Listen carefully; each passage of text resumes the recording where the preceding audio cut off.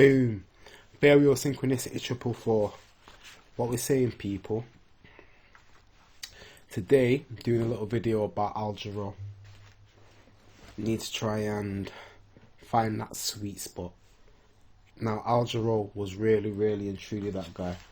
Wrote a little intro about him. But it's been a very strange moment in time. So first, I want to say happy birthday to Al Jarreau upstairs, watching, looking after me and us, all those that know how it works. Happy birthday to Quincy Jones, who made it to 88 today. Congratulations to Nasir Jones, who got a Grammy for his album King's Disease today. Rest in peace to Marvelous Marvin Hagler, 66. Rest in peace to Murray Walker, the Honourable, 97. Yeah, Pisces season. We're getting some transitions, and we're also just, giving some flowers to those who are still here, as well as those who have left. Really freaky, because looked up Marvin Hagler the other day. I mean, this happened when I looked up,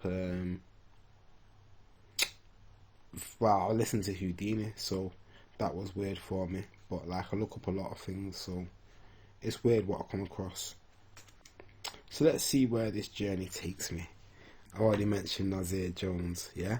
And I have to actually give him the props for bringing me here, because though I may have heard of Al Jarreau, in the time that I grew up, you wasn't able to basically get YouTube or playbacks or anything like that to look up the guys that you had heard of.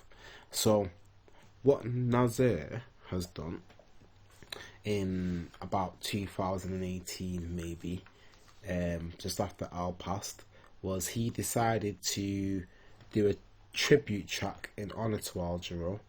And essentially what happened was he called it Jarreau of Rap Scat Attack.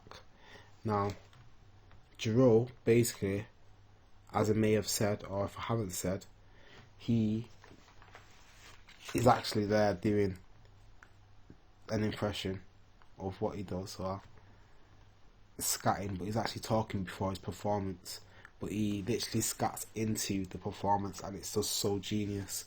Someone, I say someone, any of you need to go back and watch this for yourself to see how really good he was. So let me just read it out. Al Jarreau was born in Milwaukee, Wisconsin, 12th of March 1940. Al was an absolute legend, adored by those that knew of his talent.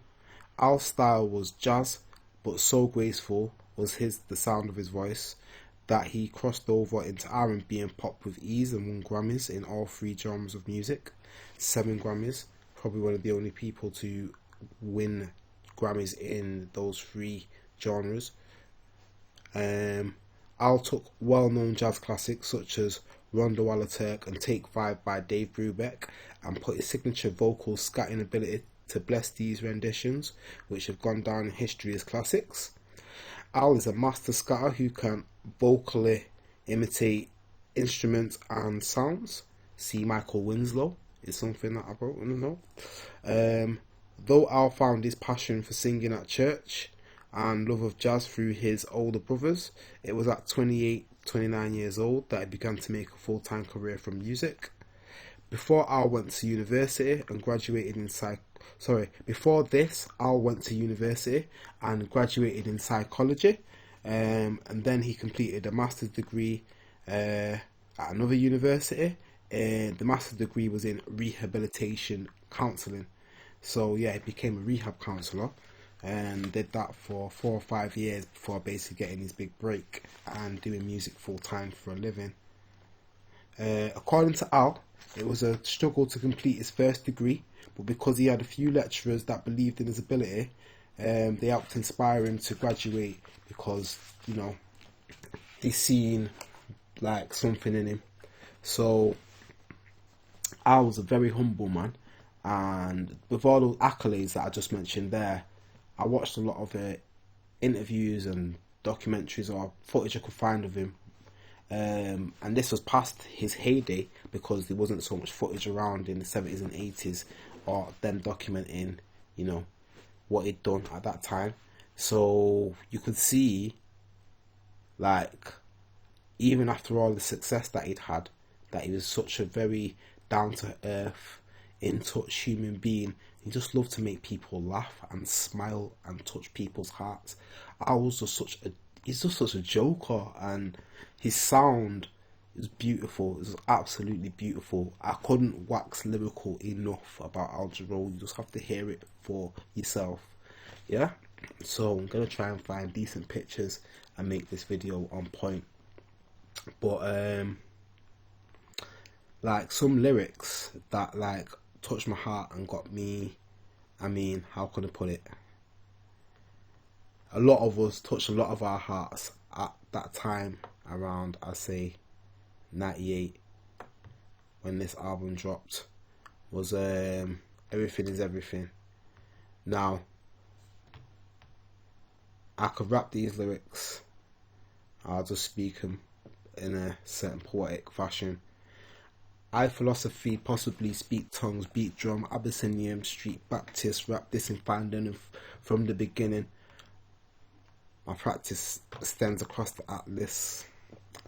As you'll see, it says on the next page. There we go. My practice extending across the atlas. I begat this. Now that word, begat, yeah, that re-registered in my vocabulary. That means to birth. Lauryn is such a linguistic person, and such, in her words. Anyway, I begat this, flipping in the ghetto on a dirty mattress. You can't match this, rapper slash actress, more powerful than 2 Cleopatras. Bomb graffiti on the tomb of Nefertiti, which you'll see on the next page here. And then it says, my mind is heavy, like the mind of Sister Betty. Well, I was talking about, MCs ain't ready. There we go. So, bomb graffiti on the tomb of Nefertiti. MCs ain't ready, take it to the Serengeti. My rhymes is heavy, like the mind of Sister Betty. And then here we go. El Boogie spars with stars and constellations, and then came down for a little conversation. This woman and the connection of the dots. How many of these musicians talk about the stars and how it connects to basically the music that they release? Yeah? So here we go. Adjacent to the King Fair, no human being, roll with cherubims to Nassau Coliseum. Now hear this mixture where hip hop meets scripture, develop a negative into a positive picture. Yeah? So, I'm going to show you how crazy it goes around. So I found out, one, as I might have said, it's Quincy Jones' birthday today. This is Al Jarreau pulling one of those faces and smiles that I mentioned, and basically just being characteristically Al. And as I'll show you here, it's been noted, this is Quincy Jones' 75th birthday. He's 88 today, so 13 years ago today. And the song's called The Dude, and Al Jarreau's performing at a celebration for Quincy Jones. Now I don't believe he's the original singer of it, I'm not sure, but he went out of his way to obviously attend this and be there with a lot of famous other musicians. I think that might be Nathan East on the back on bass. Like, I've seen him before. Yeah, he's proper legendary. So I mean, there's basically another situation. Here we go, here it is. You've got the legendary Miles Davis, so if you can see it there on the screen, he's doing a song called Al Jarreau. That's how deep this goes. Didn't mean to click on that, but that's Miles Davis. Yeah, that's let's see if it looks the same on this, or if it's the same performance, or if it comes at the same point. Nope. So yeah, let me stop that. But yeah, that other one of Miles was a good one actually. I should go back on that one just to capture the image of him coming in. Just there where he, like, the glasses and that, the shades. There we go. That's cold. Can't get a better image than that. That's Miles Davis. Now, why is this all synchronicitous? Because I just showed you he made a song called Al Jarreau. He's born on May the 26th, which is the birthday of Lauryn Hill. Now, is it this page? Let me click that and click this and go back here. The way how this is set up here, couldn't have, it's the stuff of dreams. Here we go. This is Astro theme, by the way. So Lauryn Hill is actually sitting here. I'm pointing at the screen, but I should go with the cursor. And then just below is Miles Davis. So according to Astro theme, Lauryn Hill is 1975.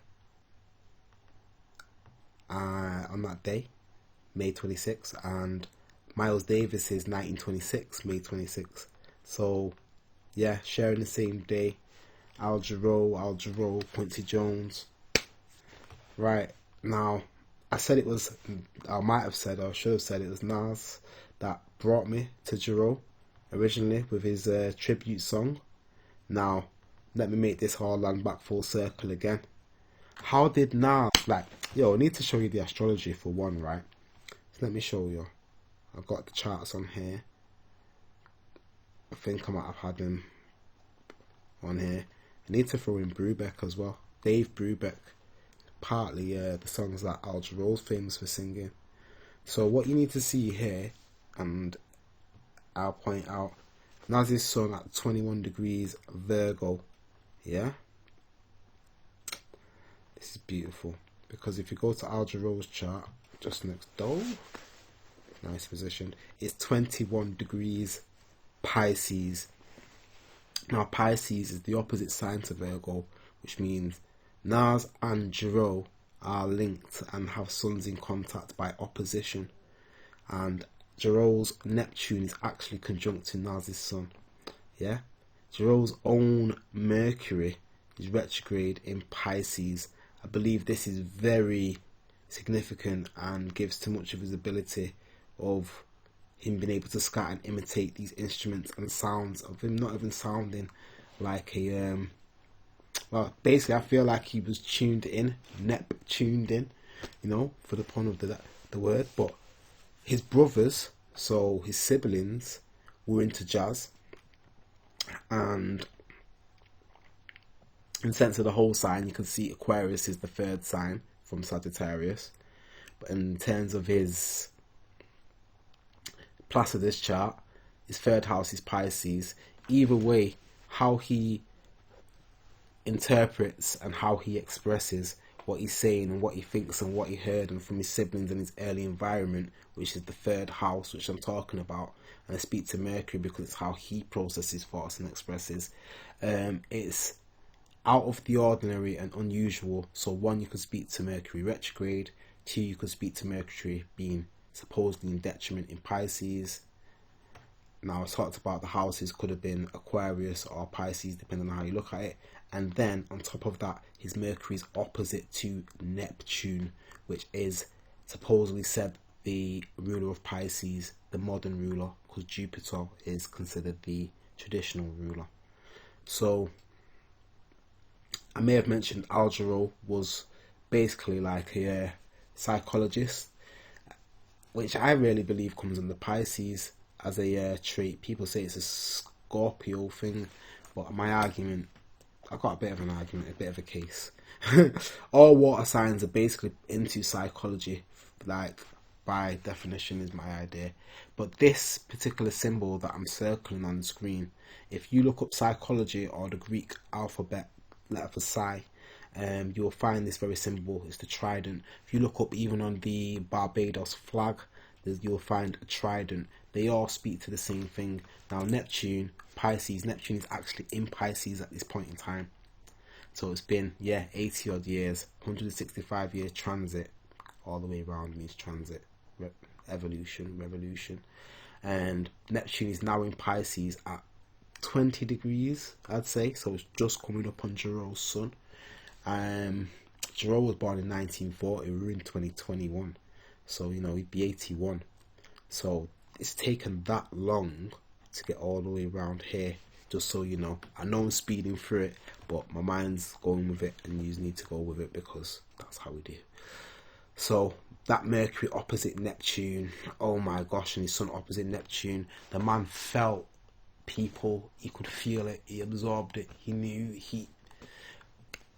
I can tell you because I know, because I have it, but anyway, his boundaries and his bought like elastics, oh my gosh, like, yeah, he really just felt and absorbed. He loved doing what he did. He really got a lot from it. As he even said in one of the interviews that I watched, he said, I got more from you than you probably could ever get from me. And that's how teachers who enjoy what they do and enjoy teaching, that's how it can be for them. So yeah, the teachers do get a lot out of teaching, which is why they go into that profession. And hopefully with the students and the learners, pupils, that they can get a lot out of the subjects that they want to learn. But you'd be surprised what you want to learn, what you need to learn, what's useful. And I'll just say this on the basis of sharing information, communication. You don't actually know what you're learning when you're having fun and playing and having a laugh. Al Jarreau was such a fun star, such a joker.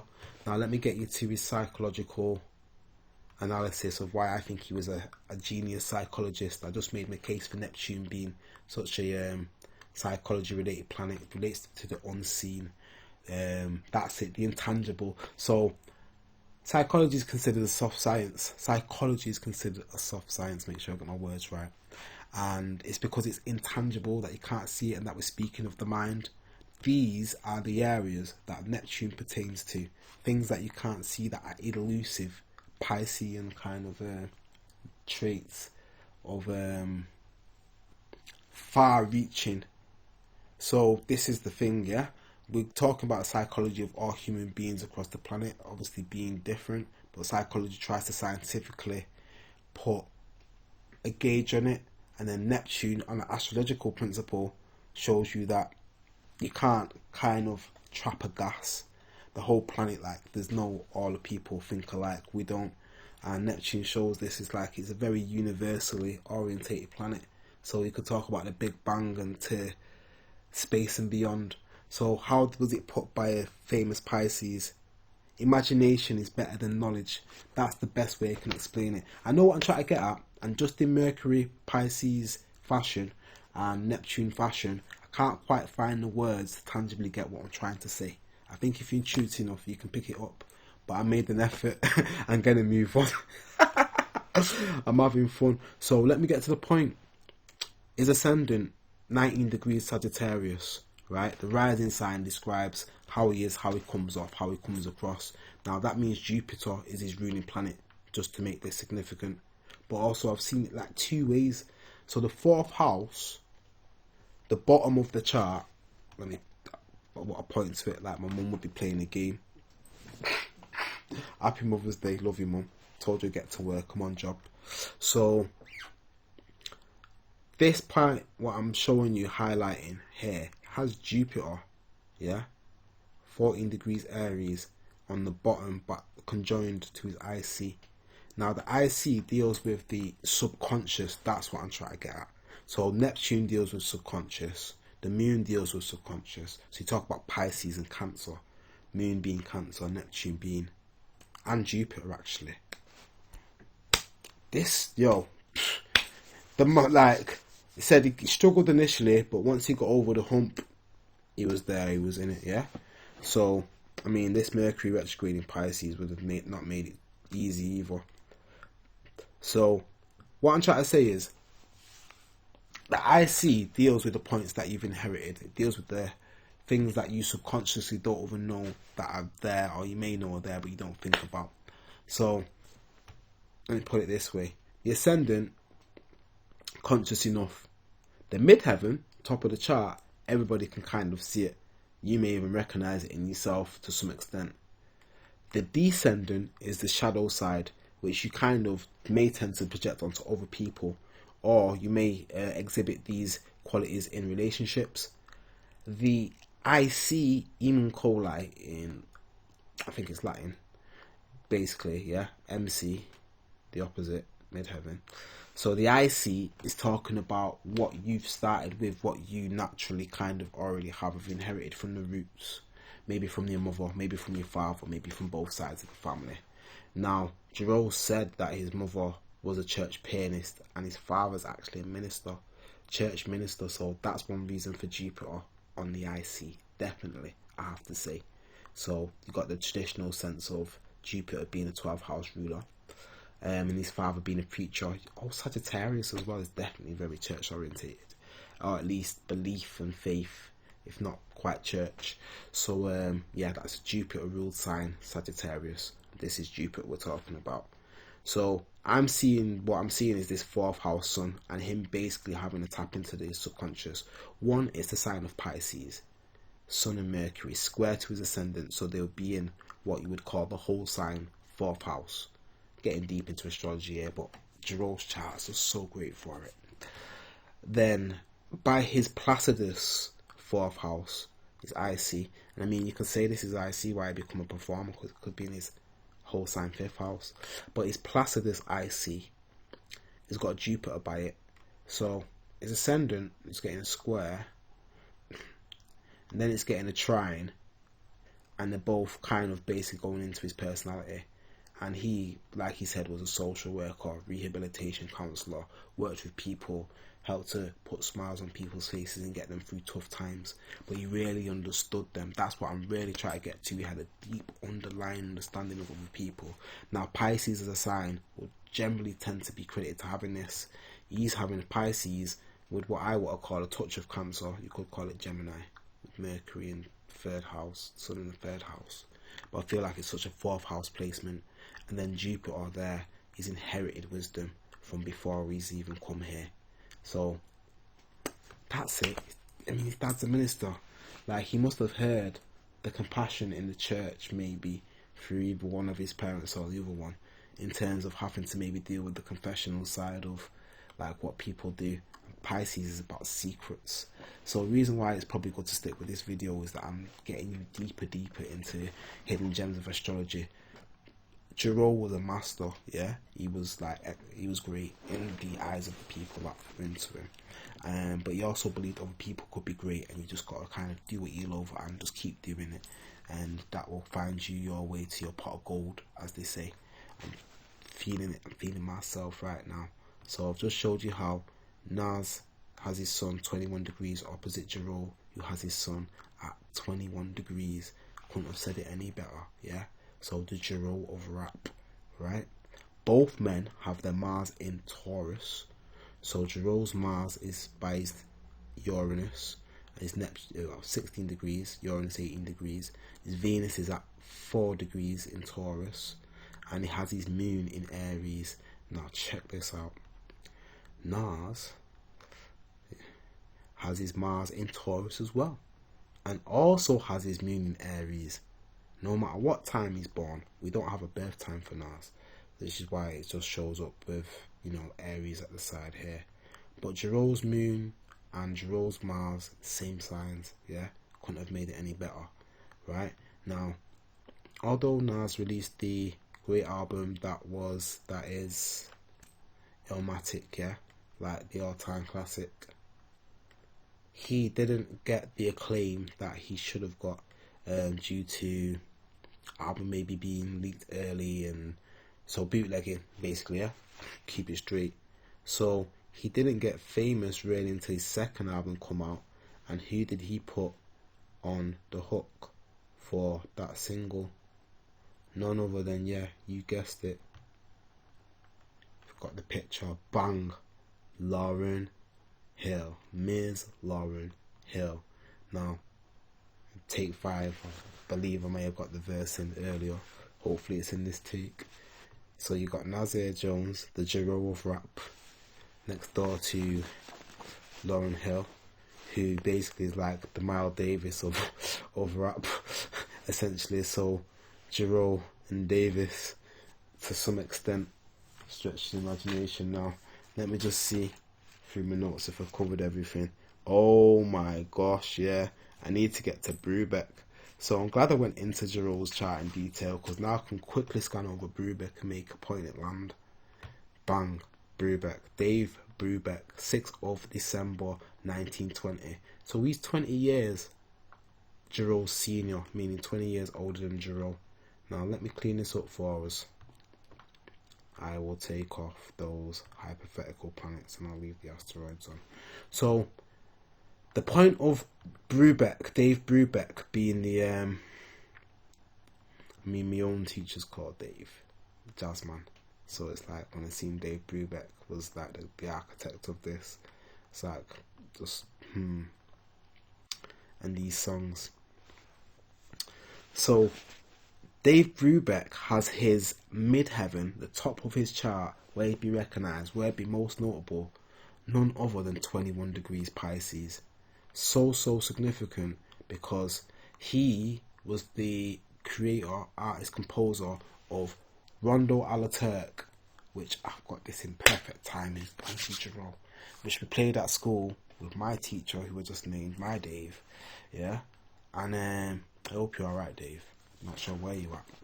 And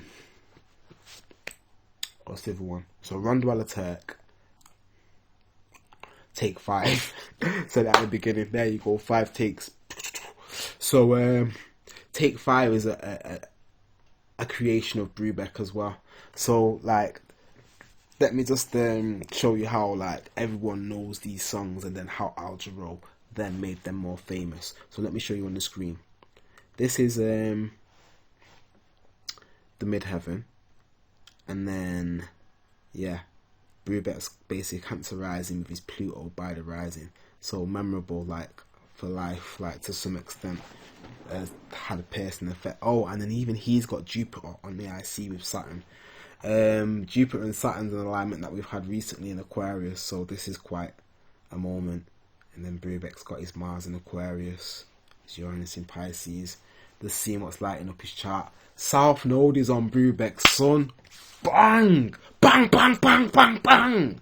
How hard does that hit? So the transit South Node right now is on Dave Brubeck's Sun, so I could not miss this man out. Like, it would be rude. So rude. Let me show you how. Like, so I know it's Quincy's birthday, so Quincy's song is going around my head. So, melody, married to harmony, one and the same. Like, my pitch is well out, right? But basically it's, yo, let me throw my headphones. Because, then what's the other song? That's Rondo a la Turk. Oh, right, yeah. And then take 5. Alright. There